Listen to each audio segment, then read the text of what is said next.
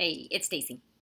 And the tip of today is really in relation to inclusion and setting up inclusionary opportunities in school. Within IDEA, so the Individuals with Disabilities Education Act, we're told that a child's education who has a disability and the IEP is to be with their typically developing peers to the greatest extent possible.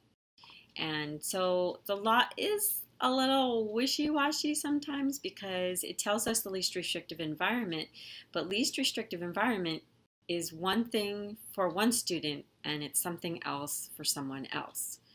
So it's the law does not say inclusion in it. So if you go scouring through the law and you're looking for the box in the inclusion box, I don't think you're going to find what you're looking for. However, all students are guaranteed the right to a free and appropriate public education. And the appropriate education should be in that student's least restrictive environment with whatever supports they need to be successful in that environment. Now, certainly there are some kids with disabilities who can be in a regular education classroom without, say, a paraprofessional in the room.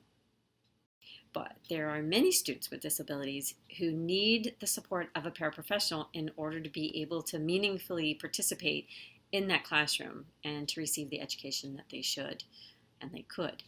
So you need to make sure that you're a vital role within that process. And in getting to that, because a lot of times parents will call my office and say the school said there's no money in the budget for that. So that is certainly something that people hear a lot of.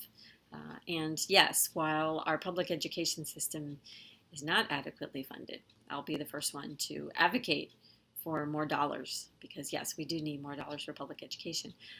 The schools are still required to give your child whatever it is that they need in their least restrictive environment. When you read your child's IEP, you should be able to get a pretty good feel for who they are, what they need, and if they participate maybe after school in some regular t-ball, ballet, tap, tennis, any kind of after school programs, make sure that you document that in the parent input section because you want to be able to show how your child is participating and engaging with typical peers. Even if the typical peers is their sibling, you want to put that in there too so that it's clear that your child does benefit by being around peers who are able to verbally communicate, that exhibit nice social skills, turn taking, and things like that. When in the IEP meeting, you guys get to the part where you talk about placement, you need to be aware that the placement is determined based upon the present levels and the goals that you've written.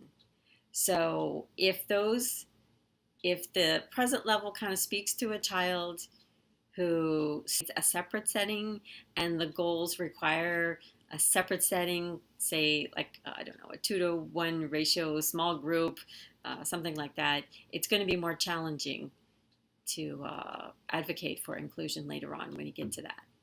Okay, so you need to be aware of that. Check with your schools and see what type of opportunities they have. Some schools do what's called reverse inclusion, where they'll have like study buddies, peer mentors coming into the special education classroom. So you want to see if your school offers that. And if they don't, become actively engaged in your school. Talk to your administrator about how to start making that happen. Really, though, the best place for kids who have behavioral and communication deficits, social deficits, is to be around kids who act as role models. And those are usually typically developing peers.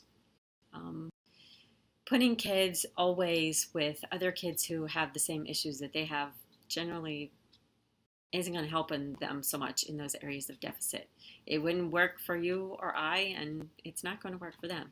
So be sure to be an actively engaged parent when it comes to inclusion. If you live in the state of Florida, the schools have what's called the BPI, so the best practices in inclusionary education.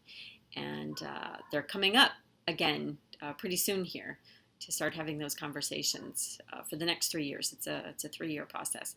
And it does require parent participation. So get in touch with your school. Let them know you want to be part of the BPI discussions because that's where the schools look to see What are we doing with inclusion? How are we attempting to grow inclusion? How do we make more inclusion happen on our campus? And how do we make it happen?